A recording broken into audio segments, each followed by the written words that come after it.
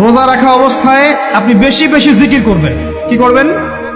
সুবহানাল্লাহ পড়বেন, আলহামদুলিল্লাহ পড়বেন, আল্লাহু আকবার পড়বেন, লা ইলাহা ইল্লাল্লাহ পড়বেন, লা হাওলা ওয়ালা কুওয়াতা ইল্লা বিল্লাহ পড়বেন, পড়বেন হাসবি আল্লাহ ওয়া নি'মাল ওয়াকিল, সুবহানাল্লাহি ওয়া বিহামদিহি, সুবহানাল্লাহিল আযীম, সুবহানাল্লাহিল আযীম ওয়া বিহামদিহি, পড়বেন আস্তাগফিরুল্লাহ ওয়া আতুবু ইলাইহি, আস্তাগফিরুল্লাহ ওয়া আতুবু ইলাইহি, পড়বেন লা ইলাহা ইল্লাল্লাহ ওয়াহদাহু লা শারীকা লাহু লাহুল মুলকু ওয়া লাহুল হামদু ওয়া হুয়া আলা কুল্লি শাইইন কাদির। পারা যাবে না ইনশাআল্লাহ? বেশি বেশি পড়বেন। আরেকটা কাজ করবেন, প্রতিটা কাজ নবী সাল্লাল্লাহু আলাইহি ওয়াসাল্লামের সুন্নাহ মাফিক করার চেষ্টা করবেন।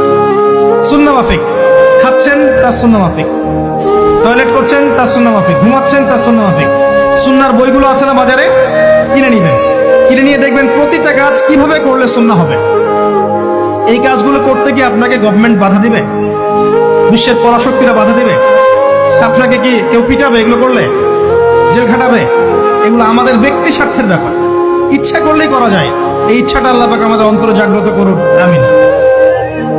একটা কাজের কথা বলবো, নর্মালি আমরা ফরজগুলোতে বেশি ফোকাস করি, ফরজ ওয়াজিবে। রমজান মাসের সুন্নত মুস্তাহাবে ফোকাস করতে হবে।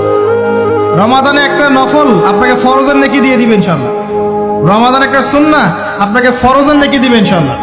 রমজান মাসে শুধু ফরজ নয়, একটু সুন্নাহ সালাতগুলো, নফল সালাতগুলো একটু বেশি বেশি করার চেষ্টা করি। আল্লাহ পাক তৌফিক দেন।